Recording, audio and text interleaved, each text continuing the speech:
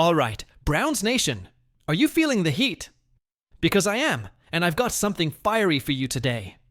We're diving straight into what could be one of the most electric quarterback battles Cleveland's seen in years. And leading the charge, none other than Shedeur Sanders. Yeah, that's right. He's landed in Berea with a chip on his shoulder and something to prove. And I'm telling you, the vibe around this guy is different. If you're a die-hard Browns fan like me, now's the time to lock in, because what's happening right now could reshape the future of this franchise. So, buckle up. We're breaking down everything, and I mean everything, you need to know about the fight for QB1. And hey, real quick, if you're loving this kind of coverage, don't forget to hit that like button, subscribe if you haven't already, and ring the bell so you never miss a second of this Browns journey. Drop a comment too. Do you think Shedeur will be the starting quarterback in 2025? Let's get into it. We've been through it all, haven't we? Since coming back into the league in 1999, we've cycled through 40 quarterbacks, trying to find the one. And now?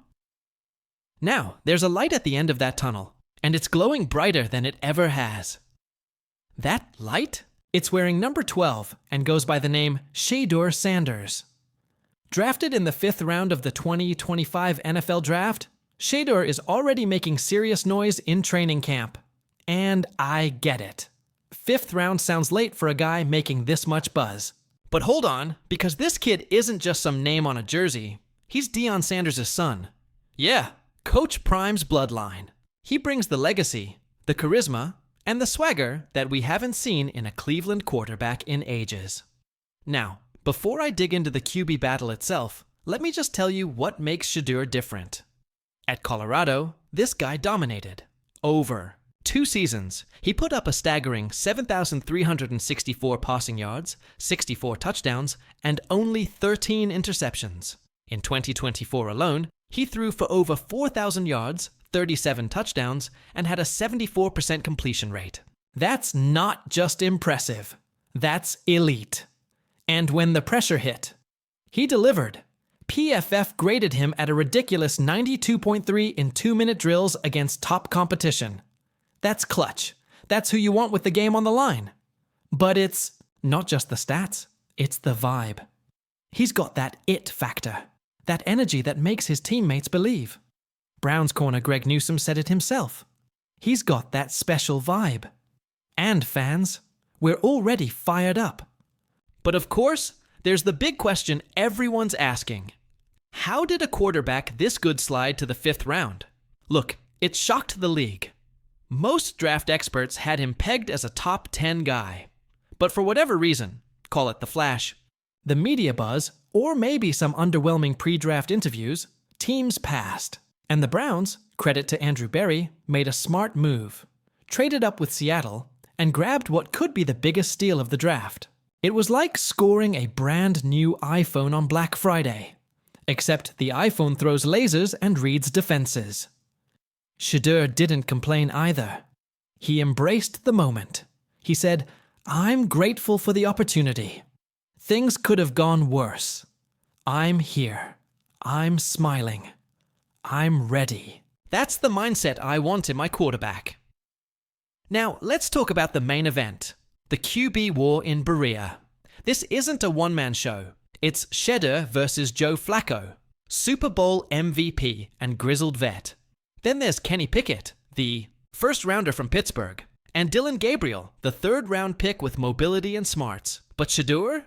He's the wild card with sky-high upside. This is a full-on quarterback Royal Rumble, and I've got a front-row seat. And I'll be honest, Shedeur's already turning heads. At rookie minicamp, the guy unleashed an 81.5-yard bomb that lit up the internet. Meanwhile, Gabriel, who was drafted 2 rounds earlier, had some shaky throws that raised a few eyebrows. Don't get me wrong, Gabriel's got talent. But Shedeur? He stayed after practice, grinding for 20 extra minutes with his receivers. That's leadership. That's hunger. And when he talks to the media, you can feel the fire. He said, "I know. The history here. The fans want something real, and I'm here to change that." Man, I felt that. He's not here to just play. He's here to build something. To flip the script, let's talk personality for a second, because it's got people talking. After signing his 4-year, $4.6 million rookie deal, Shedeur rolled into Cleveland in a custom bronze and olive Rolls-Royce Ghost, a ride worth over $500,000. His brother Dion Jr. posted the video, and the internet went nuts. Some folks weren't feeling it, said he was doing too much before earning the job. But you know what? This guy is a brand. In college, he pulled in over $6.5 million in AWE, in NIL endorsements, Gatorade, Nike, Beats by Dre, Mercedes. And guess what? He's still locked in. He said, "It's not my job to prove people wrong. I prove myself right." That's championship mentality. He even chose jersey number 12 as a tribute to Tom Brady, a guy he's personally connected with. Not number 2, which comes with some Cleveland baggage. He's not trying to relive history. He's here to rewrite it. But we gotta be real. This QB1 race is heating up. Coach Kevin Stefanski made it clear. Reps won't be handed out. They'll be earned. Every snap. Every throw. Shedeur's up for the challenge, and if he keeps showing that poise, accuracy, and leadership, we just might see him under center come week 1. So what do you think? Is this Shedeur's moment? Is he about to take over and become the face of this franchise? Or is there still more to prove before he earns that top spot? Let me know down in the comments. Smash that like if you're hyped for this new era. Share this video with every Browns fan you know, because something special is brewing in Cleveland. Now, before I wrap, I've got one more heavy update for the Dog Pound. And this one hurts. Jeremiah Owusu-Koramoah, the heart of our linebacker core, is officially out for the entire 2025 season. So take a breath. This isn't easy news to take. He went down with a serious neck injury late last season, and now we've gotten confirmation that he won't suit up at all this year. And the question that's haunting all of us right now, is this a temporary setback, or is this something even more serious? Could we be looking at a career-threatening situation if you've been riding with this team like I have, through the heartbreak, the rebuilds, the 3 to 14 seasons? You know what kind of hit this is. Losing Jockey? It's like getting blindsided by a 300-pound lineman with your ribs exposed. Brutal. But let's not forget who Jeremiah is. Drafted in the 2nd round out of Notre Dame, he came in as a Butkus Award winner, a straight-up missile, on the field. In just 4 seasons, he racked up 308 tackles, 8 sacks, 6 forced fumbles, 3 picks, and 17 passes defended. Dude was everywhere, laying the wood, locking down running backs, sparking energy every time he made a hit. So, let me walk you through it. End of October 2024, we're up against the Ravens. Jay dives in for a tackle. Angle's bad, real bad. And the hit, it's brutal. Head and shoulder first. You could feel it through the screen. Silence falls. Then comes the stretcher.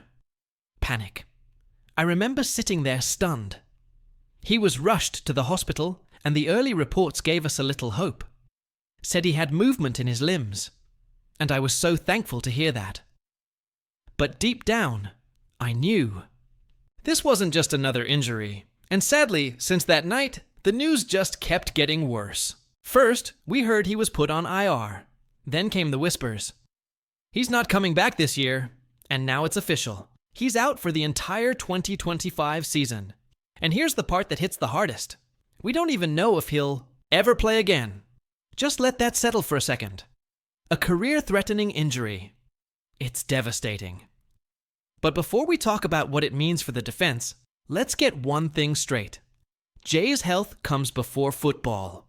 We all want to see him flying around the field, lighting up running backs, firing up the team. But more than that, we want to see him walk, breathe, and live his life to the fullest. So flood the comments with love, with prayers, with memories. He's not just a player. He is one of us. Now let's talk about the fallout. Because losing Jay isn't just losing a linebacker. It's losing the heart of the defense. A guy who didn't just play fast, he was fast.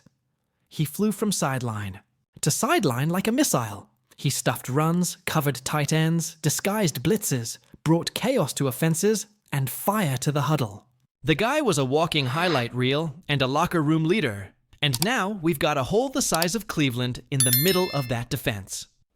Look, we already took some serious damage in 2024.